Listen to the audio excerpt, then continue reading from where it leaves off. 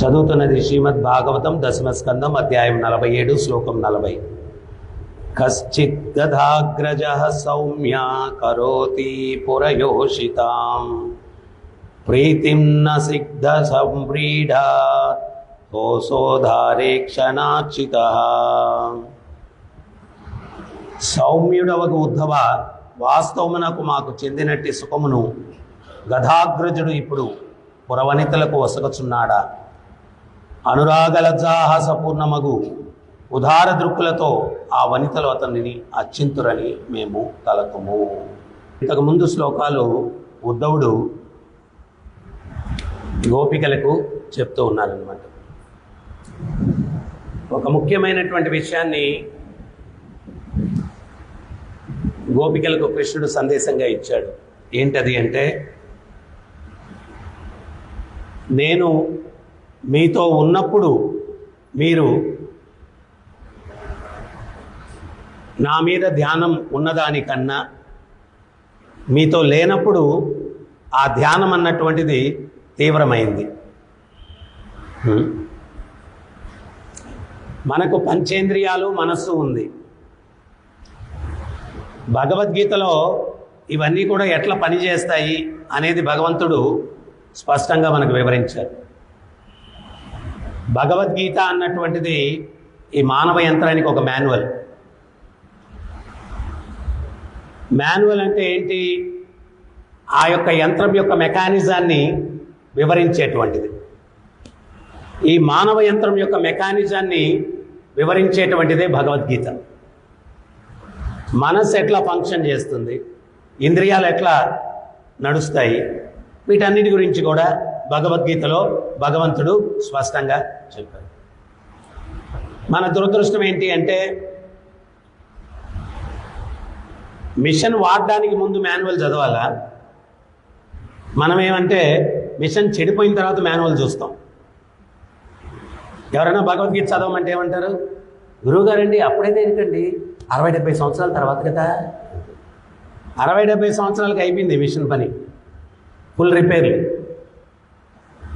ప్రభుపాదులు వారు అదే చెప్తారు. తెలివైన విషయం ఏంటి అంటే, యంత్రాన్ని వాడేదానికి ముందు మాన్యువల్ చదవాలి. అప్పుడు దాన్ని ఎట్లా వాడాలో తెలుస్తుంది. కాబట్టి మనం దాన్ని స్మూత్గా నడిపేదానికి అవకాశం ఉంటుంది. భగవద్గీతలో భగవంతుడు ఒక విషయాన్ని చెప్తూ ఉన్నారు. ఈరోజు జనాలందరూ కూడా కష్టాలు వచ్చేస్తే ఎందుకు కష్టాలు వస్తున్నాయో తెలియదు అనమాట. ఎంత పొడవు గడ్డం ఉన్నటువంటి స్వామీజీ దగ్గరికి వెళ్ళిపోతారు. స్వామి ముఖం దిగాలుగా పెట్టుకొని వెళ్తారు. ఆయన face is the index of mind అంటారు. అలా ముఖం చూడంగానే, శిష్య మీకు కష్టాలు ఉన్నాయి నాయన అని. గురువుగారండి మీకెట్ తెలుసండి? నాకు కూడా ఉన్నాయి కాబట్టి తెలుసులే నాయన. భగవద్గీతలో భగవంతుడు స్పష్టంగా చెప్తున్నాడు, కారణం గుణసంగ దోషం సత్ అసద్యోనిషు జన్మసు. మంచి జన్మలు చెడు జన్మలు ఎత్తడానికి కారణం ఏంటి అంటే, నువ్వు చేసిన కర్మలు. కర్మలు దేన్ని బట్టి చేస్తావు? గుణాలను బట్టి చేస్తావు. గుణాలు దేన్ని బట్టి వస్తాయి? సంగదోషం, సాంగత్యం వల్ల వస్తాయి. నువ్వు మంచి సాంగత్యం చేస్తే మంచి గుణాలు వస్తాయి, చెడు సాంగత్యం చేస్తే చెడు గుణాలు వస్తాయి. ఎందుకు మనం భక్తి చేయాలా, ఎందుకు భగవంతుని మీద ధ్యానం పెట్టాలా అంటే, ప్రభుపాదులు వారు చెప్పారు, భగవంతుడు సద్గుణ సంపన్నుడు. ఆయనలో అన్ని సద్గుణాలే. మంటల్లో ఇనుముని పెడితే ఆ మంటలకు ఉండే లక్షణాలన్నీ కూడా ఇనుముకి ఎట్లా వస్తాయో, ఆ భగవంతుని ధ్యానంలో మనం ఉన్నప్పుడు మనలో అన్నీ కూడా శుద్ధ సత్వం, సత్వం కూడా కాదు శుద్ధ సత్వం అంటే కంప్లీట్గా ఆధ్యాత్మిక చైతన్యం. ఆధ్యాత్మిక చైతన్యం. యంత్రం ఎట్లా ఉంటే దాంట్లో నుంచి వచ్చేటువంటి ప్రోడక్ట్ బాగా వస్తుంది. యంత్రం కండిషన్లో ఉండే అనుకోండి, ప్రోడక్ట్ బాగుంటుంది. యంత్రం రిపేర్లో ఉందనుకోండి, ప్రోడక్ట్ చెడిపోయి వస్తుంది. మన చైతన్యం కలుషితంగా ఉంటే దాంట్లో వచ్చేటువంటి ఆలోచనలు కూడా కలుషితమైన ఆలోచనలు ఉంటాయి, ధర్మ విరుద్ధమైన ఆలోచనలు ఉంటాయి. ఆ ధర్మ విరుద్ధమైన ఆలోచనలతోటి మనం కర్మలు చేసినప్పుడు దాన్నే పాపం అంటారు. దాని పర్యవసానమే దుఃఖము, దుఃఖానికి కారణం అది. దుఃఖానికి కారణం అది. అజామిలుడు ఒక బ్రాహ్మణ కుటుంబంలో పుట్టాడు. చాలా మంచి చైతన్యం. బ్రహ్మీ ముహూర్తంలో లేయడము, సంధ్యావందనం చేయడము, భగవంతునికి ఆరతులు అర్చనలు ఇవ్వడము, ప్రతినిత్యం అగ్నిహోత్రం, చాలా పద్ధతైనటువంటి జీవితం. ఒకరోజు పూలు కోసుకురావడానికి వనానికి వెళ్ళాడు. అక్కడ ఒక దిగజారిన వేశ్య ఒక దిగజారినటువంటి శూద్రునితోటి ఇద్దరు మత్తును సేవించున్నారు, మద్యాన్ని సేవించున్నారు. సాంగత్యం చేస్తూ ఉంటే అజామిలుడు చూశాడు.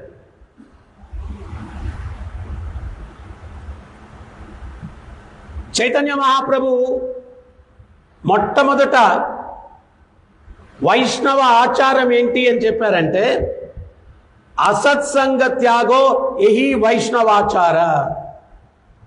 మనం భక్తి మార్గంలోకి వచ్చినప్పుడు మొట్టమొదట మనం చేయాల్సింది ఏంటి అంటే చెడు సాంగత్యాన్ని విడనాడాలా, వదిలేయాల. చైతన్య మహాప్రభు మొట్టమొదటి ఇచ్చినటువంటి ప్రిన్సిపల్ అది. అసత్సంగ త్యాగో ఎహి వైష్ణవాచార. ఇంతకుముందు చెడు పనులు చేసే వాళ్ళని ఊరవతలు ఉండమనేవాళ్ళు. అదేదో కులానికి మతానికి సంబంధించింది కాదు అది. వాడు ఊరు మధ్యలో ఉండి చేస్తే మిగిలిన కూడా చెడిపోతారని, నువ్వు ఊరు బయట ఉండి ఏమన్నా చేసుకోరా బాబు అని చెప్పారు. దాన్ని కులానికి మతానికి అంటగట్టి మళ్ళా విభజించి ఏదో దాన్ని పెద్ద రాద్ధాంతం చేసి దాన్ని మత మార్పులకు మంచి ఆయుధంగా వాడుకున్నారు. మనవాళ్ళు కూడా దాని వెనకాల పరమార్థం ఇది అన్నటువంటిది అర్థం కాకుండా మంచోడిని కూడా నువ్వు ఇది బయట ఉండని మనవాళ్ళు చెప్పి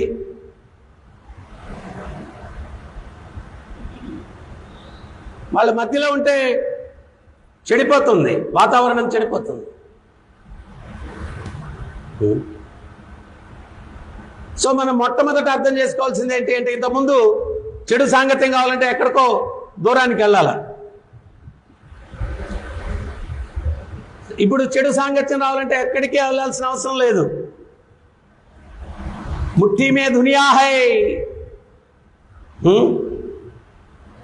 మన అరచేతిలో ప్రపంచం ఉంది. In the form of mobile phone. Cell phone రూపంలో కౌరవులతోటి శకుని మామ పక్కనే ఉండి వాళ్ళ జీవితాలను ఎట్లా నాశనం చేశాడో మిస్గైడ్ చేసి, అట్లాగే శకుని మామ సెల్ ఫోన్ రూపంలో మన పాకెట్లోనే ఉన్నాడు.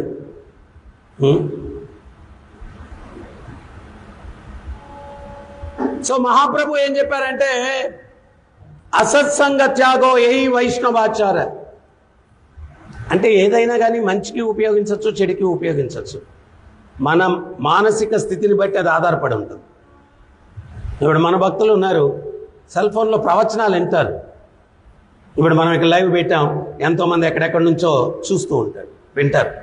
సో ప్రతిదీ కూడా దాన్ని ఎట్లా నువ్వు వినియోగిస్తావు అనే దాన్ని బట్టి ఉంటుంది. ఆ వినియోగించడానికి మైండ్ సెట్ ఉండాలి. ఆ మైండ్ సెట్ ఆధ్యాత్మిక చింతన వల్ల, అంటే సక్రమైనటువంటి మైండ్ సెట్.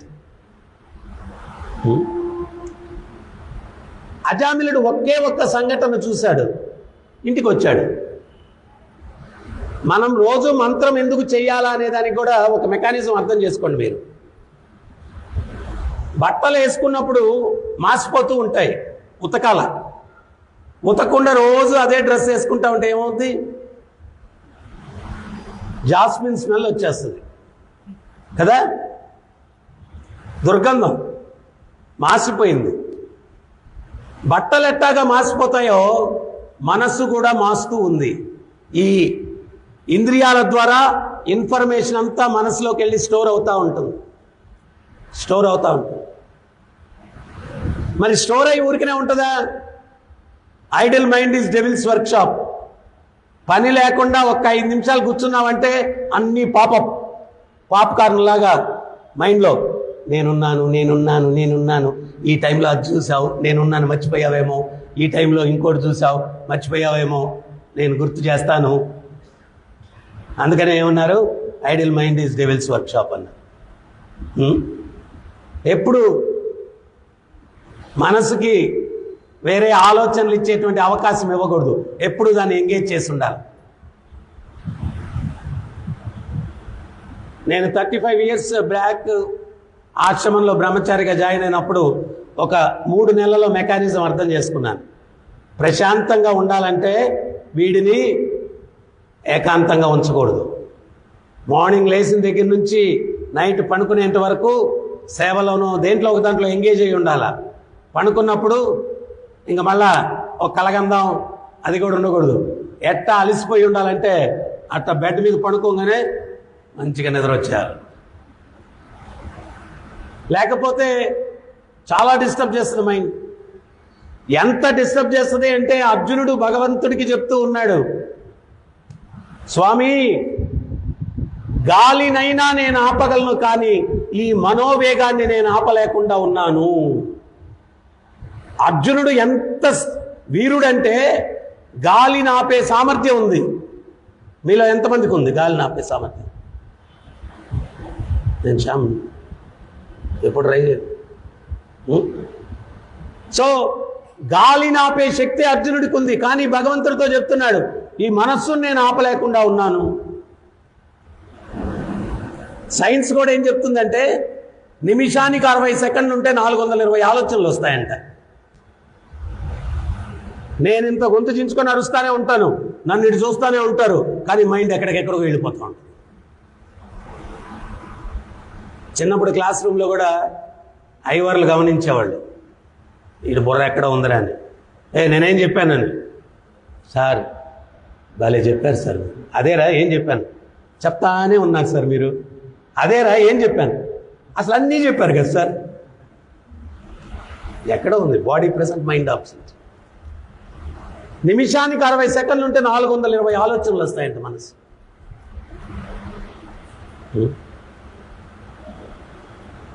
అర్జునుడు అడిగినటువంటి ఆ మాటలకి భగవంతుడు ఏం చెప్పాడు? రాత్రికి ఆ మనసును నువ్వు అదుపులో పెట్టలేవు, ప్రాక్టీస్ చేయాలి. మంత్రం ఎందుకు మనం చేయాలంటే హరే కృష్ణ మంత్రం చేస్తూ ఉంటాం, మైండ్ వెళ్ళిపోతూ ఉంటుంది. దాని వెనకాల నువ్వు కూడా వెళ్ళావనుకో, అది తపస్సే కాదు, మానసిక భోగం. అది దాన్ని నియంత్రించి మంత్రాన్ని వినిపించాలా.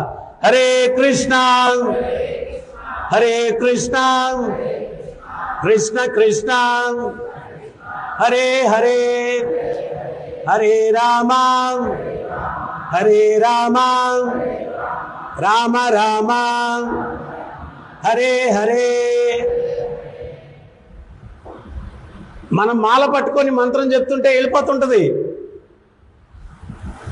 చేతిలో జపమాల, మనసులో వైజయంతి మాల వెళ్ళిపోతూ ఉంటుంది. సో దాన్ని నిగ్రహించడానికి ప్రాక్టీస్ పెట్టారు. సైంటిఫిక్గా ఒక వివరణ ఇచ్చారు. మన 5 ఇంద్రియాల్లో మెజారిటీ ఆఫ్ ద ఇంద్రియాస్ ఏ పని చేస్తే ఏకాగ్రత ఉంటుందంట. మంత్ర ఉచ్చారణ నాలుక ఒక ఇంద్రియం, మాల తిప్పడం స్పర్శ ఒక ఇంద్రియం, చెవు వినడం ఒక ఇంద్రియం. 5ట్లో 3 ఏకాగ్రత ఉంటుంది, ఫలితం ఉంటుంది. ఇది నేను చెప్పింది కాదు, మన యొక్క చాంట్ హరే కృష్ణ బుక్లో చాలామంది పిహెచ్డీలు వీళ్ళందరూ కూడా ఈ హరే కృష్ణ ఉద్యమం వాళ్ళు ప్రాక్టీస్ చేసేటువంటి మంత్ర మెడిటేషన్ చాలా సైంటిఫిక్. మెజారిటీ ఆఫ్ ద ఇంద్రియాస్ ఏ పని మీద ఉంటే ఏకాగ్రత ఉంటుంది, ఫలితం ఉంటుంది అని చెప్పి వాళ్ళ కామెంట్స్ ఇచ్చారనమాట ఆ యొక్క పుస్తకంలో సైంటిస్టులు.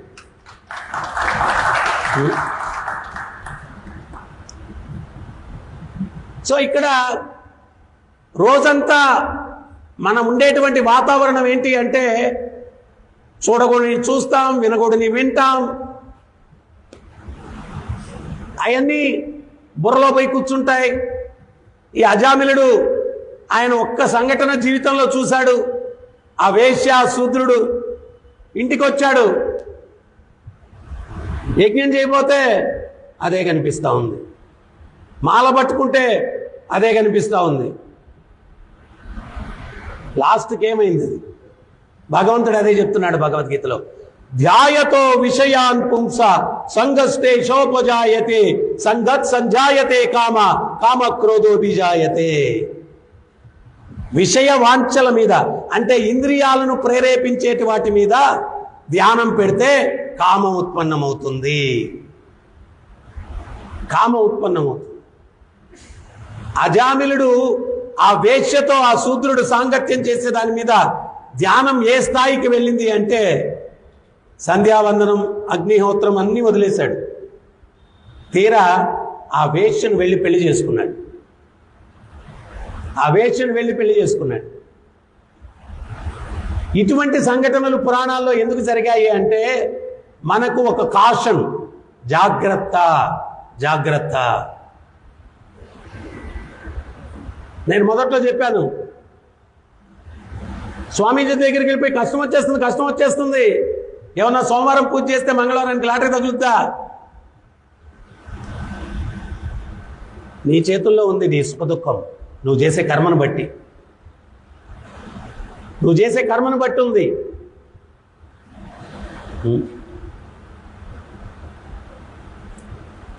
ఒకసారి నేను ప్రవచనం చెప్పిన తర్వాత ఒక ఆమె వచ్చి, గురుగారు జీవితంలో చాలా కష్టాలు ఉన్నాయండి, ఏ పాపం చేసి ఎరగమండి. మా పాపం చేయకుండా భగవంతుడికి ఏమి ఎవరి మీద కక్ష ఏమి ఉండదు. భగవద్గీతలో స్వయంగా భగవంతుడు చెప్తున్నాడు, సమోహం సర్వభూతేషు, అందరూ నాకు సమానులే అని చెప్తున్నాడు. ఆయనకేమి కక్షతోటి ఎవరికన్నా అనవసరంగా వాళ్ళు ఏం పాపాలు చేయకుండా ఉంటే కష్టాలు ఇచ్చేడు. లేదు గురుగారు, అస్సలు ఏ పాపం చేయమండి, మేము చాలా పద్ధతిగా ఉండేవాళ్ళమండి, కానీ కష్టాలు ఎందుకో వచ్చేస్తున్నాయండి, అది ఇది అని చెప్పి ఆమె పదే చెప్తుంటే నేను అన్నాను, అసలు మీరేం చేస్తారమ్మా అన్నాను. ఏం లేదు గురువుగారు, ఒక 6 బ్రాందీ షాపులు ఉన్నాయి, 3 బార్ అండ్ రెస్టారెంట్లు ఉన్నాయి అని చెప్పి మొత్తం లిస్ట్ చెప్పింది, 2 క్లబ్బులు ఉన్నాయి, అది ఇది. ఇంకేం చేయాలి తల్లి నువ్వు? ఇంకేం చేయాలి నువ్వు చెప్పు? పాపం చేయకుండా ఇంకేం కావాలి అంటే? మనకు భగవద్గీత ఇవన్నీ ఎప్పుడు చదవలేదు కాబట్టి అన్నీ కూడా ఎట్లా కనిపిస్తాయంటే ఏదో కన్ఫ్యూజన్, ఎందుకు ఏది జరుగుతూ ఉంది ఏంటి ఒక క్లారిటీ లేకుండా మా కష్టాలు జీవితంలో వచ్చేస్తున్నాయి, అది ఇది. సో మనం చేసే కర్మే ముఖ్యమైనటువంటిది అంశం ఇక్కడ. Every action there is an equivalent opposite reaction. ఇది న్యూటన్ చెప్పింది మొన్న, అంతకుముందు ఎప్పుడో వేల లక్షల సంవత్సరాల కింద శాస్త్రాలు చెప్పారు. సో మనం చేసేటువంటి కర్మ దేన్ని బట్టి చేస్తాం? మనలో ఉండే గుణాలు దేన్ని బట్టి? సంగదోషం, సాంగత్యం. సో మంత్ర ఎందుకు రోజు మనం ప్రాక్టీస్ చేయాలా అంటే, మన్ అంటే మనసు, త్రా అంటే మనస్సులోని కల్ముషాలను తొలగించేది. బట్టలు ఏ రకంగా మాసిపోతే ఉతుక్కుంటామో మనసును కూడా ఉతికే విధానమే మంత్ర జపం. ఎప్పుడైతే ఆ మంత్రం చేస్తామో ఆ మనసులో ఉన్న మాలిన్యం ఎప్పటికప్పుడు క్లీన్ అయిపోతూ ఉంటుంది. మనసు ప్యూరిఫై అవుతూ ఉంటుంది. మన మనసులో ఉన్నటువంటి అన్వాంటెడ్ థింగ్, అనవసరమైనటువంటి చెత్త తొలగింపబడుతుంది మంత్ర మెడిటేషన్ ద్వారా. ఏ రోజుకు ఆ రోజు శుద్ధి చేసుకోవాలి. మనం ఇంట్లో రూము రోజు క్లీన్ చేసుకోవాలి. నెలకోసారి క్లీన్ చేసుకుంటే ఎట్టుంటుంది? చాలా కష్టం ఉంటుంది, గబ్బు కొట్టేస్తుంది, దుమ్ము ధూళి. ఏ రోజుకు ఆ రోజు క్లీన్ చేసుకోవాలి. ఈ మనసును కూడా ఏ రోజుకు ఆ రోజు శుద్ధి చేసుకోవాలా. గురువుగారు రోజు చేయాలా అండి మంత్రం? అదొక ప్రశ్న. రోజు ఎప్పుడన్నా అడిగారా, గురుగారు రోజు తినాలా గురుగారు? భోజనం చేయకపోతే శరీరం బలహీనం అవుతుంది, సాధన చేయకపోతే చైతన్యం బలహీనం అవుతుంది. ఈ సత్యాన్ని అర్థం చేసుకోవాలా? చైతన్యం బలహీనం అయిపోతుంది.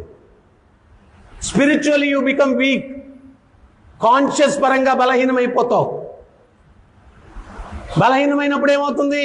అజామిలుడికి జరిగింది మనకు జరుగుతుంది. ఆయన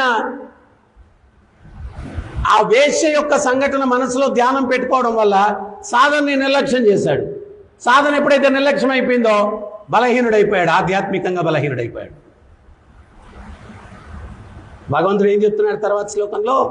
క్రోధాద్భవంతి సమ్మోహ సమ్మోహ శృతి విభ్రమ శృతి భ్రంశాత్ బుద్ధినాశ బుద్ధినాశ ప్రణశ్యతి. కామం వల్ల క్రోధం వస్తుంది, క్రోధం వల్ల బుద్ధి నాశనం అవుతుంది, బుద్ధి నాశనం అవడం వల్ల ప్రణశ్యతి, దిగజారిపోతాం, పాప పనులు చేస్తాం, దాని పర్యవసానం దుఃఖం. అందుకని మనస్సుని బ్యాలెన్స్డ్గా మనం ఉంచుకోవాలా అంటే భగవంతుడు గీతలో స్వయంగా చెప్తున్నాడు, అభ్యాస యోగయుక్తేన చేతసా నన్యగామినం పరమం పురుషం దివ్యం యాతి పార్థాను చింతయ. అభ్యాసం, యు ప్రాక్టీస్. ఫ్యాను తిరుగుతూ ఉంది, ఆగంగానే టక్కన ఆగిపోదు, ఆ ఫోర్స్ వల్ల తిరుగుతూ ఉంటుంది. చాలామందికి అర్థం కాదు, గురువు గారు మీరు ఆధ్యాత్మిక చింతన అన్నారు, వచ్చాను, ఇంకా మనసు నన్ను కలత పెడతానే ఉంది. ఈరోజు వచ్చావు ఆధ్యాత్మిక చింతనకి, ఎన్ని రోజుల నుంచి ఈ భౌతిక జగత్తులో అల్లాడుతున్నావో ఈ భౌతిక సాంగత్యం తీసుకొని, ఆ ఫోర్స్ ఉంది కదా, ఫ్యాను స్విచ్ ఆఫ్ చేయగానే ఆగదు, ఆ ఫోర్స్ వల్ల. మరి నిన్ను మనసు కలత పెడుతుందని తెలిస్తే ఏం చేయాలా? రోగం ఎక్కువగా ఉందంటే ఏం చేయాలా? మెడిసిన్ మానేయాలి. అవునా? రోగం ఎక్కువగా ఉందని తెలుసుకున్న కొద్దీ మెడిసిన్ మానేస్తుండాలి. కరెక్టేనా? ఏం చేయాలి? మెడిసిన్ సీరియస్గా తీసుకోవాలా. ఈ మనసు మనల్ని కలత పెడుతూ ఉంది అని తెలుసుకున్నప్పుడు మనం ఏం చేయాలంటే సాధన పెంచాలా, సాధన పెంచాలా. మైండ్ డిస్టర్బ్ అవుతుంది, ఇమీడియట్గా ఏం చేయాలా? మాల తీసుకొని కూర్చొని హరే కృష్ణ కృష్ణ కృష్ణ హరే హరే హరే రామ రామ రామ హరే హరే. ప్రభుపాదులు వారు చెప్పారు,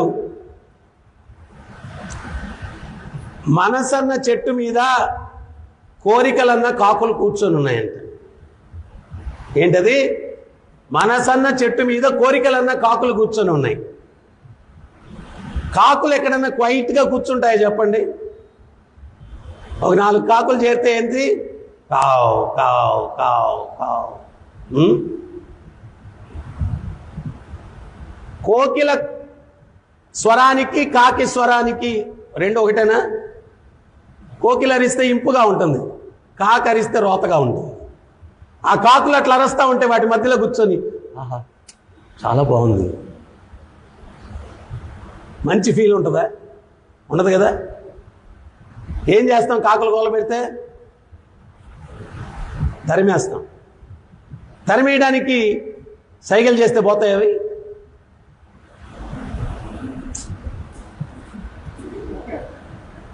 సైకిల్ చేస్తే పోతాయా? ఏం చేయాలా? చప్పుడు చేస్తే పోతాయి. ఈ మనసన్న చెట్టు మీద ఉన్నటువంటి కోరికలన్న కాకుల్ని తరిమేయాలంటే నేను మెడిటేషన్ చేస్తాను సైలెంట్గా అంటే కుదరదు కలియుగంలో. అవి చాలా స్ట్రాంగ్ కాకులు, చాలా బలంగా ఎన్నో రోజుల నుంచి నివాసం ఏర్పరచుకొని అలవాటు పడిపోయి తిష్ట వేసి కూర్చొని ఉన్నాయి మన మనసులో. అవి అలవాటైపోయింది వాటికి. అవి నేను సైకిల్ గీగిల్ చేస్తానంటే పోవు, శబ్దం చేయాల. హరి అను 2 అక్షరములు హరించును సర్వదోషములు.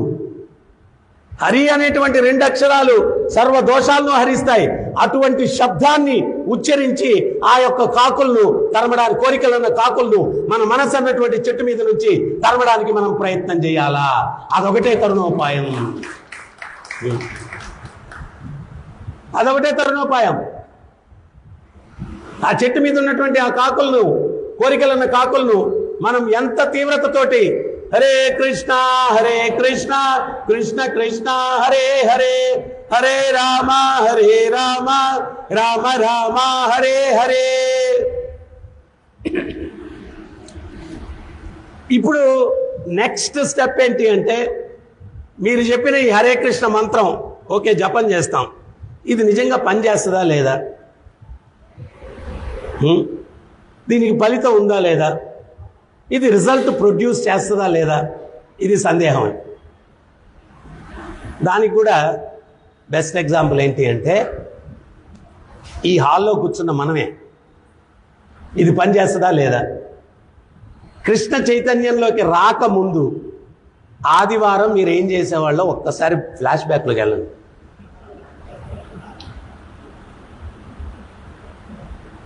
మీరు ప్రతి ఒక్కరూ టెస్టిమోనీస్ ఇవ్వండి.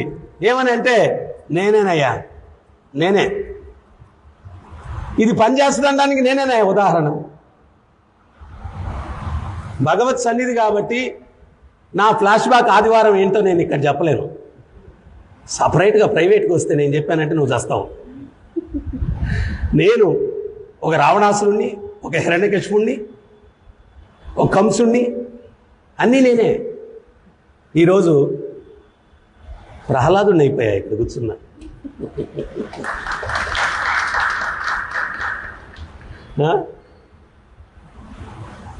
ఈ యొక్క మంత్రానికి పవర్ ఉందా లేదా అనే దానికి చాలా మంది అడుగుతారు. సైంటిస్టులు ప్రూఫ్ చూపిస్తారు. ప్రభు ఏంటి ప్రూఫ్? నేను ఒక ఆయన నన్ను అడిగితే ఇదే చెప్పాను, నువ్వే ప్రూఫ్ అని చెప్పాయా, నువ్వేం చిన్నోడిగా. కంసుడికి 10,000 ఏనుగుల బలం ఉండిందంట, నీకేం తక్కువ కాదు. 100 ఏనుగుల బలం ఉండింది ఆదివారం అయితే నీకు. ఆ కృష్ణనామం నీ మెడలు వంచింది, నీ కొమ్ములు తుంచింది, నీ కూరలు పీకింది, నిన్ను సాధువుని చేసి ఇక్కడ కూర్చోబెట్టింది. అంతకన్నా ఉదాహరణ ఏముంటుంది చెప్పు? అంతకన్నా ఉదాహరణ ఏముంటుంది? నేనే, నేనే, నా జీవితమే. ఆ మంత్రానికి శక్తి ఉందో లేదో అనేదానికి నేనే ఉదాహరణ, నేనే ఉదాహరణ. సో అందుకని మనం ఏంటి అంటే, సుఖదుఖాల కారణం ఏంటి అంటే మనం చేసేటువంటి కర్మలు దేన్ని బట్టి చేస్తామంటే మనలో ఉండే గుణాలు దేన్ని బట్టి వస్తాయంటే సాంగత్యం వల్ల వస్తాయి. అది భగవంతుడు స్పష్టంగా చెప్తున్నాడు. అందుకని చెప్పి మనం ఎప్పుడు కూడా ఆ భగవంతుని యొక్క నామాన్ని తీవ్రంగా జపిస్తూ ఆ భగవంతుని యొక్క లీలల్ని శ్రవణం చేస్తూ, పరీక్షిత్తు సుఖదేవ గోస్వామితో చెప్తాడు, ఎండాకాలం నదుల్లో నీరు ఎండిపోతుంది, అక్కడక్కడ చిన్న గుంటల్లో నీరు చేరుతుంది. ఆ నీరు, నదుల్లో నీరు ఎప్పుడు స్వచ్ఛమంట, తాగేసి పట్టుకొని. ఎందువల్ల అంటే ప్రవాహంలో ఉన్న నీరు ఎప్పుడు కూడా ప్యూరిఫై అవుతూ ఉంటుంది. ఇప్పుడు మనకు ప్యూరిఫైయింగ్ మిషన్లు పెట్టుకుంటారు. ఇంతకుముందు ఏం లేదు, నదుల్లో అది ప్రవహిస్తూ ఉంటే ఆటోమేటిక్గా ప్యూర్, తాగేయచ్చు ఆ నీరు. సో ఆ నిలవ ఉన్నటువంటి నీరు కుళ్ళిపోతుంది. ఆ కుళ్ళినటువంటి ఆ నీటిని శుద్ధి చేయాలా అంటే కృత్రిమ పద్ధతులు ఏది కూడా ఉపయోగం లేదు. మళ్ళా వరద వచ్చినప్పుడు ఆ కుళ్ళు నీరు కొట్టుకుపోతుంది. ఈ ఉదాహరణ పరీక్షిత్తు సుఖదేవ మహారాజు ముందు ఉంచి ఆయన ఏమంటారంటే, అనాదిగా ఈ హృదయంలో కల్ముషము పేరుకొని ఉంది ఎన్నో జన్మలుగా. మీ ముఖపద్మముల నుంచి కృష్ణ కథామృతం అన్నటువంటి వరద ప్రవహించి నా కర్ణమున ప్రవేశించి నా హృదయములోనికి ప్రవహించినప్పుడు అనాదిగా పేరుకున్నటువంటి ఈ కుళ్ళు నా హృదయంలో కొట్టుకొని పోవుగాక. దయచేసి కృష్ణ కథామృతాన్ని నాకు వినిపించండి గురువర్యా. కృష్ణ కథామృతాన్ని నాకు వినిపించండి. కృష్ణ లీలలకి ఆ శక్తి ఉందన్నమాట. కృష్ణ లీలలకి ఆ శక్తి ఉంది. బాల్యలీలలు, ఎన్నో లీలలు. ఒకరోజు యశోదమ్మ చక్కగా కృష్ణుని తయారు చేసి రొట్టెలు పెట్టి వెన్న పెట్టి అన్నీ పెట్టిందంట. ఈ లోపల కిటికీలోకి గోపాలందరూ వచ్చారు, అన్నారు. కృష్ణుడు చూశాడు.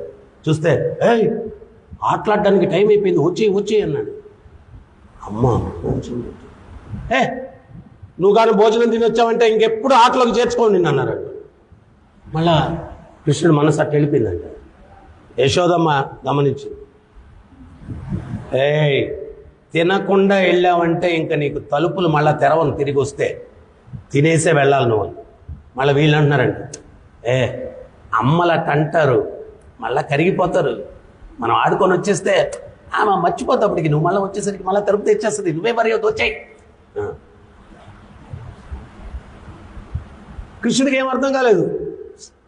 గోపాలుల మాట, అమ్మ మాట. అమ్మ వెనకాలే ఉంది, ఇంటా ఉంది మాట. ఏ వాళ్ళ మాటలు వినేసి వెళ్ళావంటే ఇంక అంతే కథ, తలుపు తీనే అంటుంది. ఇంటి పక్కనే ఒక చెట్టు ఉందంట, ఆ చెట్టు మీద ఒక కాకు ఉందంట. ఆ కాకి అంటుందంట కృష్ణుడితో, కన్నయ్య కన్నయ్య నీ సమస్యకు పరిష్కారం చెప్పమంటావా కావ్ అనిందంట. కృష్ణుడు అన్నాడంట, చెప్పవే కాకి అన్నాడంట. అంటే కాకి అంటుందంట, ఆ రోటీలు నాకు ఇచ్చే నేను తినేస్తా, ఇదే పరిష్కారం అనిందంట. ఆ రోటీలు నాకు ఇచ్చే నేను తినేస్తా, ఇదే పరిష్కారం అనిందంట. సో ఇట్లాగా ఎన్నో చమత్కారమైన లీలలు. కృష్ణుడు అప్పుడే దోగాడుతూ ఉన్నాడంట. ఆ గోవు దూడలు వాటన్నిటి దగ్గరికి వెళ్తా ఉన్నాడంట. ఎవరు అడిగారంట, ఏ కృష్ణయ్య నీ పళ్ళేవి చూపించన్నాడంట.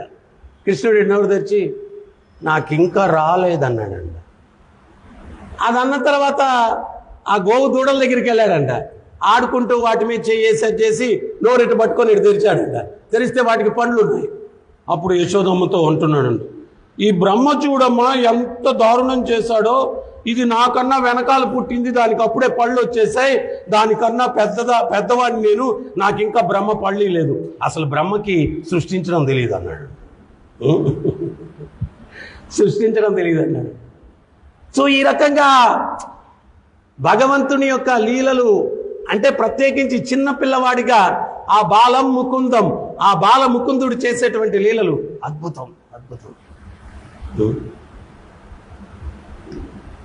ఇంకొకటి మనం అర్థం చేసుకోవాల్సిన సత్యం ఏంటి అంటే, భగవంతుని సేవించుకునే అవకాశం మనకు లభించినప్పుడు దాన్ని మనం ఎప్పుడు జారవిడ్చుకోకూడదు, దాన్ని ఎప్పుడు జారవిడ్చుకోకూడదు. అందుకని వేదం ఒకటి చెప్తుంది. ఏం చెప్తుందో తెలుసా? శుభస్య శీఘ్రం. శుభకరమైనది ఏదైనా కానీ శీఘ్రం, ఇమీడియట్గా తీసుకోవాలి, ఇమీడియట్గా తీసుకోవాలి. శుభస్య శీఘ్రం. కానీ మనం అశుభస్య శీఘ్రం, ఏది అశుభం ఇస్తుందో దానికి వెంపర్లాడుతూ ఉంటాం, పరిగిస్తూ ఉంటాం, దాని వెనకాల పరిగిస్తూ ఉంటాం. రామాయణంలో రావణాసురుడు అదే కదా చెప్పాడు. ఆయన తుది శ్వాస వదలడానికి సిద్ధంగా ఉన్నాడు. ఉంటే రాములు వారు చెప్పారు లక్ష్మణుడికి, లక్ష్మణ, ఎంత దుర్మార్గుడైనా గొప్ప జ్ఞాని, గొప్ప తపస్వి, గొప్ప అనుభవజ్ఞుడు, వెళ్ళి అనుభవ సారం జ్ఞాన సారం ఏదన్నా రావణాసురుడి దగ్గర ఉంటే తీసుకో, మనం ఉపయోగించుకుందామని. లక్ష్మణుడికి ఇష్టపట్ల పోయి వాడి దగ్గర పోయి అనుభవ సారం జ్ఞానసారం ఏంటి అడిగేది. మరి అన్నగారు చెప్పారు కదా అని చెప్పి నీరసంగా పోయాడు. పోయి రావణాసురుడు పడిపోయి ఉన్నాడు, తల పక్కన కూర్చున్నాడు. కూర్చొని ఓరి నీచుడా, ఓరి నికృష్టుడా, ఓరి దుర్మార్గుడా, ఓరి పాపి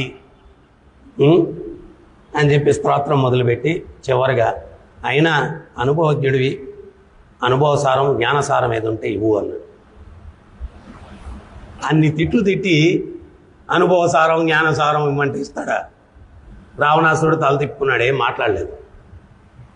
రాముల వారి దగ్గరికి వచ్చి చచ్చేటప్పుడు కూడా అన్నగారు వాడికి అహంకారం పోలేదు, జ్ఞానసారం ఏమి ఇవ్వలేదు అన్నాడు. పరమాత్మ ఆయనకి తెలియదు ఏముంటుంది చెప్పండి? ఆయనకి తెలియదు ఏముంటుంది? భగవంతుడికి అందరి హృదయాల్లో కూర్చొని ఉన్నాడు. కురుక్షేత్ర సంగ్రామంలో కొన్ని లక్షల మంది యుద్ధాలు చేస్తూ ఉన్నారు. కౌరవులకి పాండవులకి కామన్ కిచెన్ అంట, కామన్ కిచెన్, డైనింగ్ కూడా కామనే. సూర్యాస్తం అయిన తర్వాత ఆయుధాలు పక్కన పడేసి కౌరవులు పాండవులు అందరూ ఒకే కుటుంబం కదా, ఒకే కుటుంబం. ఒకరి మీద ఒకరు భుజాల మీద చేతులు వేసుకొని, ఏయ్ మధ్యాహ్నం 1 గంటప్పుడు గదతో ఇట కొట్టావు, ఇటకాన కొట్టకుండా ఇటు కొట్టుంటే నాకు బాగా దెబ్బ తగిలి ఉండేది, ఇట్లా చర్చించుకొని పోయి కలిసి తినేసి పోయి పండుకునేవాళ్ళు. ధర్మరాజుకు సందేహం వచ్చింది. ఏంటది అంటే, ఉడిపిని పరిపాలించే రాజు ఇన్ఛార్జ్ అంట ఆ భోజనశాలకి యుద్ధం జరిగేటప్పుడు. ప్రతిరోజు చాలామంది చనిపోతూ ఉన్నారు. ఒకరికి తగ్గట్లేదు, ఒకరికి ఎక్కువ అవ్వట్లేదు, మిగలట్లేదు, ఏమి ఎవరికి సరిపోకుండా లేదు, పర్ఫెక్ట్గా అందరికీ సరిపోతా ఉంది. ధర్మరాజుకి డౌట్ వచ్చి ఆ ఉడిపి రాజుని అడిగాడు, ఎట్టయ్యా మేనేజ్ చేస్తున్నావు, మిగలట్లేదు తక్కువ అవ్వట్లేదు, అందరికీ కరెక్ట్గా వండుతున్నావు, ఎట్లా ఈ క్యాలిక్యులేషన్ అని అడిగాడండి. అప్పుడు ఆ ఉడిపి రాజు చెప్పాడంట, భగవంతుడు నాకు యుద్ధం మొదలయ్యేదానికి ముందు చెప్పాడు, నేను రోజు యుద్ధం అయిపోయిన తర్వాత వచ్చి కొన్ని చెనక్కాయలు తింటాను, నీతో ఎన్ని చెనక్కాయలు తింటానో అన్ని ఇంటూ ఇంతమంది సైనికులు మైనస్ చేయి, సరిపోద్ది లెక్క అన్నాడు. ఆ ఉడిపి రాజు అన్నాడంటే ధర్మరాజు అడిగిన దానికి, ఇదంతా చెనక్కాయ లెక్కలండి అన్నాడంట. అదే చెనక్కాయ లెక్క ఏంటరా, నేను అడుగుతుండే చెనక్కాయ లెక్క అంటావేంటి అన్నాడు. అప్పుడు వివరించాడంట, భగవంతుడు ఎడు చెప్పాడు అని, ఇదంతా చెనక్కాయ లెక్కలండి అన్నాడంట. సో అట్ట యుద్ధంలో ఎంతమంది చనిపోతున్నారు అనేది కూడా పర్ఫెక్ట్గా భగవంతుడికి తెలుసు అన్నమాట. ఆయనకి తెలియదు ఏం లేదు. మరి లక్ష్మణుడు రాముల వారితోటి ఏమి ఇవ్వలేదు, జ్ఞానసారం అన్నాడు. ఎట్టడిగావు నాయనా అన్నాడు. అన్నగారు క్షమించాలా, వాడు నిజంగా దుర్మార్గుడు కదా, అందుకని ఇట్ట అడిగాను అని చెప్పాడు. నీచుడా, నికృష్టుడా, దుర్మార్గుడా, పాపి, నాయన జ్ఞానం ఎవరి నుంచైనా పొందాలంటే వాళ్ళు గురువు, మనం శిష్యుడు. ఇది కాదు పద్ధతి, ఇది కాదు పద్ధతి, నేను నేర్పిస్తానని చెప్పి కోదండం పక్కన పెట్టి రాములు వారు వెళ్ళారు. వెళ్ళి రావణాసురుడి పాదాల దగ్గర కూర్చున్నాడు, రెండు చేతులు జోడించాడు, దానవేంద్ర అంటూ సంబోధించాడు. నీకు నాకు ఏ రకమైన శత్రుత్వము లేదు, నా భార్యను అపహరించడం వల్ల నీతో యుద్ధం చేయాల్సి వచ్చింది. అయినా గొప్ప అనుభవజ్ఞుడివి, గొప్ప జ్ఞానివి, గొప్ప తపస్వివి, జ్ఞాన సారం ఏదన్నా ఉంటే, అనుభవ సారం ఏదన్నా ఉంటే నాకివ్వు, నేను ఉపయోగించుకుంటాను, ప్రపంచానికి ఇస్తాను.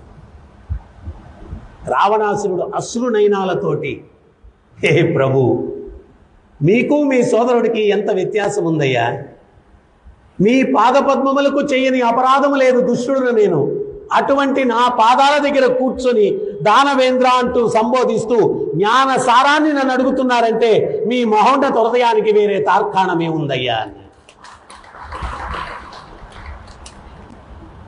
అయినా జీవితం చివరి దశలో ఉన్నాను, పెద్ద పెద్ద ఉపన్యాసాలు ఇవ్వలేను, ఎప్పుడు పోతానో తెలియదు, లాస్ట్ మినిట్లో ఉన్నాను.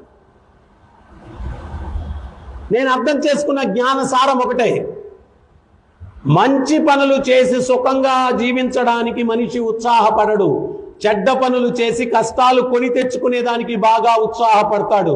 నేను అర్థం చేసుకున్న జ్ఞాన సారం ఇదే. సీతను అపహరించడానికి పడ్డ ఉత్సాహం ఆమెను తిరిగి మీకు అప్పగించడానికి నేను పడలేదు.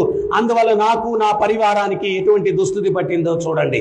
ప్రపంచానికి చెప్పండి, సుమా మీకు కాదు, మంచి పనులు చేయడానికి ఉత్సాహపడమని చెప్పండి, చెడ్డ పనులు చేయడానికి ఉత్సాహపడద్దని చెప్పండి. ఇదే నేను అర్థం చేసుకున్న జ్ఞాన సారం, అనుభవ సారం.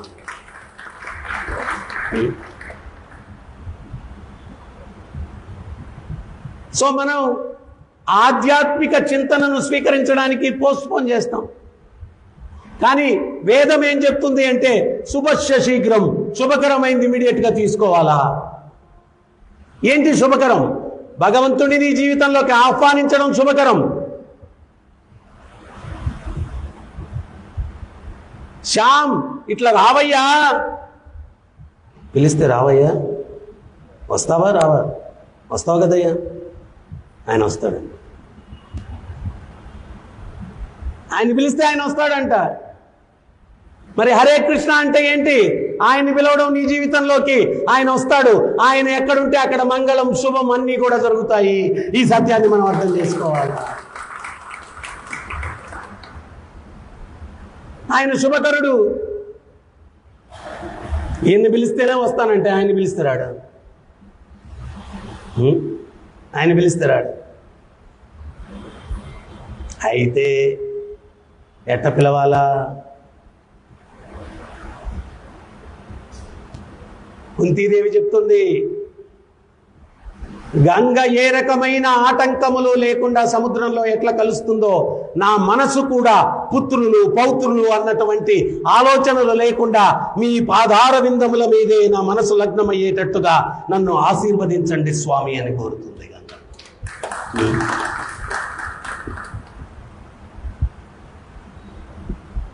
మనం ఆ పిలిచే పిలుపులో ఆటంకం, ఏ రకమైన డీవియేషన్స్ ఉండకూడదు, మధ్యలో డిస్టర్బెన్స్ ఉండకూడదు. ద్రౌపదిని దుశ్శాసనుడు చీరలాగుతున్నాడు. మొదట ఆమె ఏమనుకునింది, నేనేమన్నా సామాన్యమైనటువంటి వనితనా? ద్రుపదుడు యజ్ఞం చేస్తే యజ్ఞకుండంలో పుట్టింది ఆమె. మామూలుగా ఒక తల్లి గర్భంలో పుట్టలేదు ద్రౌపది. నన్ను నేను కాపాడుకోగలను.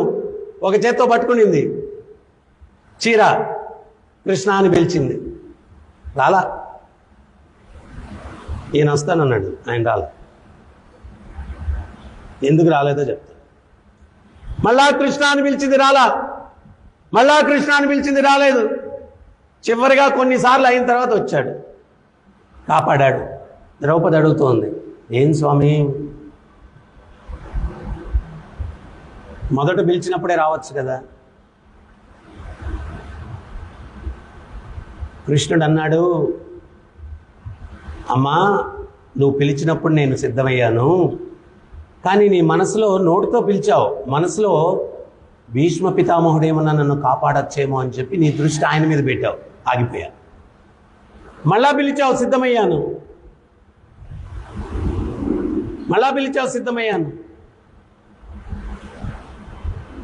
ద్రోణాచార్యుల వారు ఏమన్నా కాపాడతారేమో అని మనసు మళ్ళీ అట్ట పెట్టాను. మనం కూడా సేమ్ హరే కృష్ణ అంటున్నావు, స్వామి తొందరపడి వచ్చేస్తామేమో, ఉండు, ఇంకొంచెం అనుభవించడానికి ఉంది ఇక్కడ, నేను బాగా తినాలా, బాగా అది చేయాలి, ఇది చేయాలి, అన్నీ అయిన తర్వాత ఇప్పుడు ఊరికే ఉట్టికి అటు పిలుస్తుంటా. ఆ గురుగారు నామం చేయలేదని అడుగుతారు, అందుకని ఊరికే చేస్తున్నా, కానీ వచ్చే బాబు తొందరపడి.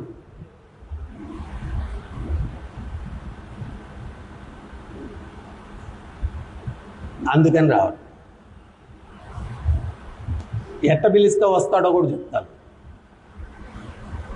ఎట్ట పిలిస్తే వస్తాడో కూడా చెప్తాను. కురుక్షేత్రానికి కృష్ణుడు బలరాముడు కురుక్షేత్ర యుద్ధం అయిన తర్వాత సూర్యగ్రహణం క్రతువు చేయడానికి వచ్చారంట ఉగ్రసేన మహారాజు తోటి. ఆ విషయం తెలిసినటువంటి బృందావన వాసులు ద్వారకలోకి వెళ్ళి కృష్ణుడిని చూడడం అంటే చాలా దూరం, దగ్గరకు వచ్చున్నాడు. కురుక్షేత్రం బృందావనానికి దగ్గర, ద్వారకతో పోల్చుకుంటే. అక్కడికి వెళ్ళి కృష్ణుడిని చూద్దామని బయలుదేరారు. యశోదమ్మకి కృష్ణుడు ఇంకా చిన్నోడు, బృందావనంలో వదిలిపెట్టి వెళ్ళినప్పుడు ఎంతున్నాడో అంతే ఉన్నాడు. ఆమె ఆ సైజుకు తగ్గ డ్రెస్సులన్నీ కూడా రథంలో చేసుకునింది, స్వీట్స్ తయారు చేసి పెట్టుకునింది, నగలు పెట్టుకునింది.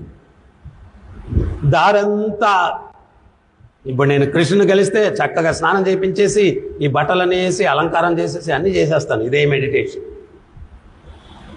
ఇదే మెడిటేషన్. ఈ గోపాలనేమో లాస్ట్ టైం కృష్ణుడు లాస్ట్లో వెళ్ళిపోయేటప్పుడు బృందావనం నుంచి దొంగ పెట్టకుండా వెళ్ళిపోయాడు ఆటలో. ఇప్పుడు ఖచ్చితంగా ఆ దొంగ పెట్టించుకోవాలి మనం, ఆ దొంగ పెట్టించుకోవాలి. భలే భలే గుర్తు చేసేవరా నువ్వు, నీకు భలే గుర్తుంటాయి అని ఇంకోడు.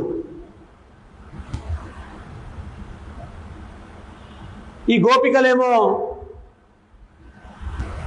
పౌర్ణమి వచ్చేదాకా కురుక్షేత్రంలోనే ఉంటాం, మళ్ళా రాసనత్యం. సో ఇట్లా అందరూ బయలుదేరారు. అక్కడ కృష్ణుడు వీళ్ళకేంటి అంటే జస్ట్ ఫ్రెండ్ బృందావనంలో. ఇప్పుడు ద్వారక నుంచి వచ్చాడు, ద్వారకాధీశుడైన చక్రవర్తి. ఫుల్ సెక్యూరిటీ ఉంది, ఫుల్ సెక్యూరిటీ. ఈ గోపాలు గోచి గీచి పెట్టుకొని చేతికర్రలు కొమ్ము బూరాలు ఇవన్నీ పెట్టుకొని అంతా పోతా ఉన్నారు. కృష్ణుడి దగ్గరికి వెళ్ళిపోతున్నాం అని. అక్కడ సైనికులందరూ సోలాలు బళ్ళాలు పట్టుకొని అట్లా గస్తీకి నిలబడుకొని ఉన్నారు. వీళ్ళు కృష్ణుడు ఉన్నాడా, ఎవడ్రా మీరా, ఎవడ్రా మీరా, మేమెవరో తెలిస్తే నీ పని అయిపోద్ది, మేమెవరో తెలుసా, చెప్పాడండి ఎవరు మీరా, మేము కృష్ణుడు ఫ్రెండ్స్, స్నేహితులం, కట్టుకునేదానికి చక్కగా గోచిగొడలేదు, మీరేం ఫ్రెండ్స్ కృష్ణుడు పాండే కనొచ్చు. ఏంట్రా కృష్ణుడు స్నేహితులు అని చెప్తే మంచిగా వేస్తారనుకుంటే గజు వేసారేంట్రా, గది వేసారేంట్రా, వెళ్ళిపోయారు. గోపికలు వచ్చారు. కృష్ణుడు ఉన్నాడా అండి? మీరెవరమ్మా? ఏమా అండి? కృష్ణుడి ప్రియురాళ్ళం. ఏంటి? కృష్ణుడు ప్రియురాళ్ళ? పాపం విరహంలో నిద్రాహారాలు మానేసి వేలికి వేసుకునే ఉంగరాలు చేతులు గాజులు అయిపోయాయి, చిక్కి శల్యం అయిపోయారండి గోపికలు. ఎప్పుడు చస్తారో ఎప్పుడు ప్రాణం పోద్దో తెలియదు, అట్టున్నారు మీరు. కృష్ణుడు ప్రియురాళ్ళ? తోండి ఇక్కడ నుంచి అంటారు. నందబాబా యశోదమ్మ వచ్చారు. ఈ సైనికులు వీళ్ళేం మాట్లాడకుండానే మొదట కోతి మోకొచ్చింది, ఫ్రెండ్సో అన్నారు. తర్వాత ఎప్పుడు చేస్తారో తెలియదు, ప్రాణాలను అట్ట నిలుపుకొని వచ్చారు. వాళ్ళేమో ప్రియురాళ్ళు అన్నారు. మీరు తల్లిదండ్రులు మేమని చెప్పద్దు, తోండి ఇక్కడ నుంచి అని కసురుకున్నారు ఆ సైనికులు. అప్పటిదాకా ఎంతో ఆతృతతో వచ్చినటువంటి యశోదమ్మ ఆమె యొక్క హృదయం అగ్నిపర్వతంలాగా బద్దలైపోయింది. గుండెలు మోదుకుంటూ గోపాల్, మీరు పిలవరా? పిలవండి.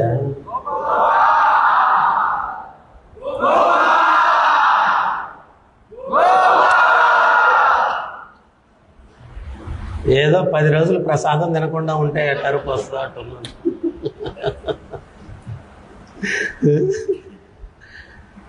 ఎప్పుడైతే ఒకే ఒక్క పిలుపు ఆ యశోదమ్మ గోపాల్ అని పిలిచిందో, లోపల వేద ఘోష జరుగుతూ ఉంది, శంఖారావాలు పూరిస్తూ ఉన్నారు, డమరుకాలు వాయిస్తూ ఉన్నారు. ఆ మధ్యలో నుంచి కృష్ణుడు దిగ్గున లేచి నిలబడుకున్నాడు అనమాట. బలరాముడు చేయబట్టి లాగుతూ ఉన్నాడు. మధ్యలో వెళ్తే తాతగారు ఏదన్నా ఆయన కలత చెందుతారు. కృష్ణ కూర్చో అన్నాడు. చెయ్యి విదిలించుకున్నాడు. కృష్ణుడు పరిగెట్టుకుంటూ బయటకు వచ్చాడు. గుండెలు మోదుకుంటూ కింద పడిపోయింది యశోదమ్మ. ఆమె గుండెలు మోదుకుంటూ కింద పడిపోయి ఉంటే గోపాల్ గోపాల్ అని కృష్ణుడు బాల గోపాలులాగా మారిపోయి పరుగు పరుగును వెళ్ళిపోయి యశోదమ్మ ఒడిలోకి ఒరిగిపోయి అమ్మను గట్టిగా ఆలింగనం చేసుకొని ముద్దులు పెడుతూ మయ్యామే ఆగయాహం, మయ్యామే ఆగయాహం, అమ్మ నేను వచ్చేసాను గట్టిగా. అమ్మా నేను వచ్చేసానమ్మా. ఒకే ఒక్క పిలుపు. ఆ పిలుపులో ఏకాగ్రత ఉంది, ఆ పిలుపులో స్వచ్ఛత ఉంది, ఆ పిలుపులో తృష్ణ అంటే తపన ఉంది. ఆ కృష్ణుడు కావాలన్నటువంటి తపన ఉంది. మనం నామం చేసేటప్పుడు కూడా ఇవన్నీ ఉన్నప్పుడు ఖచ్చితంగా మన జీవితంలో కృష్ణుడు వస్తాడు. మన జీవితంలో కృష్ణుడు ఎప్పుడైతే వస్తాడో ఆ రోజు దుఃఖాలకు పులుస్తాపు, బాధలకు, కలతలకు, అసంతృప్తులకు అన్నిటికీ కూడా ఆ రోజు పులుస్తాపు. ఆ రోజు నుంచి మహాప్రభు చెప్పినట్టుగా ఆనందాంబుది వర్ధనం ప్రతిపదం పూర్ణామృత స్వాదనం, ప్రతి అడుగులో కూడా పూర్ణ అమృతాన్ని ఆస్వాదించినటువంటి ఆనందంతో పరం విజయతే శ్రీకృష్ణ సంకీర్తనం, ఈ సంకీర్తన ఉద్యమం ముందుకు వెళ్తుంది.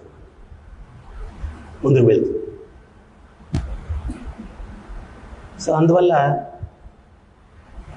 ఇక్కడ ఈ గోపికలు ఆ ధ్యానం భగవంతుని మీద ఉంచారు. అంటే ఎందుకు ఉంచాలో మనం భగవంతుని మీద ధ్యానం అంటే మనలో కామ క్రోధ భావనలు లేకుండా ఉండడానికి, ఆ ప్రేమతత్వం పొందడానికి, ఆ ప్రేమ స్వరూపుడైనటువంటి భగవంతుని యొక్క ధ్యానం మనం ఎప్పుడైతే చేస్తామో మనసు ఎప్పుడు పవిత్రంగా ఉంటుంది.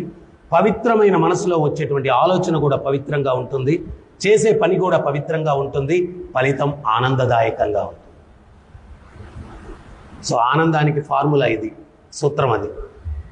నాకు ఆనందం కావాలని చెప్పి అన్ని పాపాలు చేస్తే ఆనందం రాదు. ప్రతిదీ పొందాలంటే ఒక సూత్రం అనుసరించాలి. ఆనందానికి సూత్రం ఏంటి అంటే మనసును పవిత్రంగా ఉంచుకోవాలి, దానికి సత్సంగం చేయాలి, సాధన చేయాలి. ఇంతకుముందు రోజుల్లో రాజర్షులు, వాళ్ళు రాజులు, ఋషులు, వాళ్ళకి ఆధ్యాత్మిక అవగాహన ఉండేది. అందుకని ఎక్కడ సమాజం ఏర్పడితే అక్కడ దేవాలయాన్ని నిర్మించేవాళ్ళు. ఆ దేవాలయంలో ఇట్లాగా సాధువులతోటి సత్సంగాలు ఇవన్నీ ఏర్పాటు చేసేవాళ్ళు. వాటి ద్వారా సమాజంలో వినేటువంటి వ్యక్తుల్లో మార్పు వచ్చేది. లా అండ్ ఆర్డర్ ఆటోమేటిక్గా కంట్రోల్లో ఉండేది. ఇప్పుడు రోజు అఘాయిత్యాలు పెరిగిపోతున్నాయి. మనుషుల మనసులు బాగలేవు, దుర్మార్గంగా ఉన్నాయి, రాక్షసత్వంగా ఉన్నాయి. అందుకని రాక్షసులు చేసే పనులు మనుషులు చేస్తూ ఉన్నారు.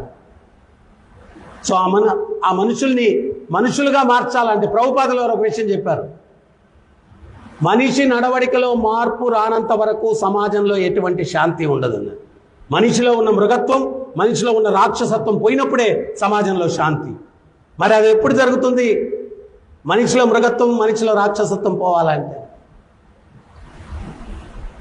ఒక ఆయన నన్ను అడిగాడు, గురువుగారు కలియుగం ఇన్ని దుర్మార్గాలు జరుగుతున్నాయి, కృష్ణుడు అర్జునుడికి చెప్పాడు అధర్మానికి వ్యతిరేకంగా యుద్ధం చేయమని, మీరేమో తాళాలు ఇచ్చి భజన చేయమంటున్నారు, మాలలు ఇచ్చి మంత్రం చేయమంటున్నారు, మీరు కూడా యుద్ధం చేయమని చెప్పాలా అని.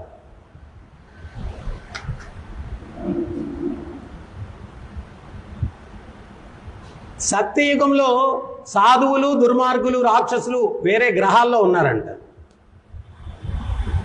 త్రేతాయుగానికి వచ్చేసరికి ఒక గ్రహంలోకి వచ్చారు.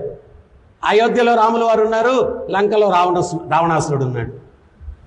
ద్వాపర యుగం వచ్చేసరికి ఒకే కుటుంబంలోకి వచ్చారు, కురువంశంలో కౌరవులు, పాండవులు. కలియుగానికి వచ్చేసరికి సాధువు, దుర్మార్గుడు ఒక శరీరంలోకి వచ్చారు. ఒక టైంలో వాడిని పేరు అడిగితే నీ పేరేంటే, నా పేరు సుబ్బారావు అండి అన్నాడు. అదే వ్యక్తిని ఇంకో టైంలో అడిగితే నా పేరుతో నీకేమనే అన్నాడు. సేమ్ వ్యక్తి సుబ్బారావే. ఒక్కో టైంలో ఒక రకంగా ఉన్నాడు, ఇద్దరు ఒకరిలోనే ఉన్నారు. అర్జునుడు ఎట్లాగా కృష్ణుని యొక్క సహాయం తీసుకుని కౌరవుల్ని సంహరించాడో, నువ్వు కూడా నామం చేస్తే నీలో ఉన్నటువంటి అర్జునుడికి శక్తి వచ్చి నీలో ఉన్నటువంటి దుర్యోధనుడిని బయటకు పారద్రోలుతాడు, నీలో ఉన్నటువంటి హిరణ్యకశిపుడిని పారద్రోలుతాడు. ఇది ప్రొసీజర్. అందుకని మనం ఏం చేద్దాం? నామం చేసి, ఏ రకంగా నామం చేస్తాం? యశోదమ్మలాగా ఒకే పిలుపు. ఒకే పిలుపు అంటే మళ్ళీ ఒక్కసారి హరే కృష్ణ చెప్పామని సైలెంట్ అయిపోకండి, ప్రతిదీ వివరణ ఇవ్వాలి. మీరు చెప్పారు కదా ప్రభు ఒకే పిలుపు అన్నారు, హరే కృష్ణ అయిపోయింది.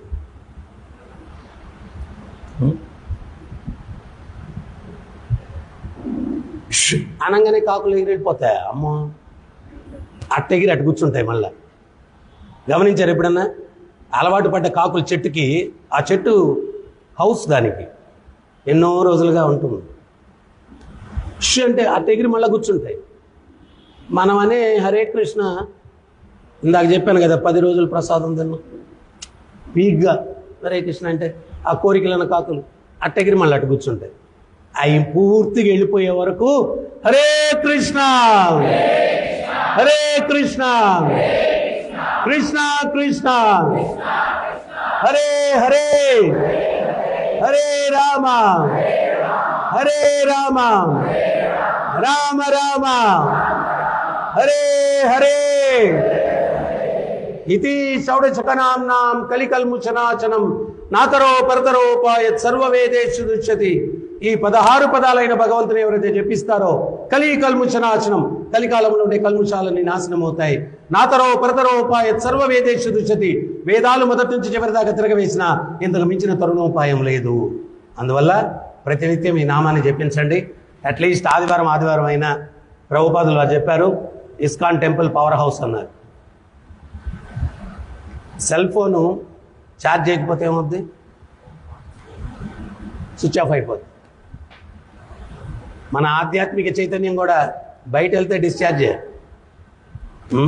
వారానికి ఒకసారి వచ్చి సత్సంగంలో పాల్గొని చైతన్యాన్ని ఛార్జ్ పెట్టుకోవాలి. ఛార్జింగ్ గిచ్చింగ్ అంటే ఎక్కడన్నా ప్లగ్లో ఏళ్ళు పెడతారేమో నాయన బాబు.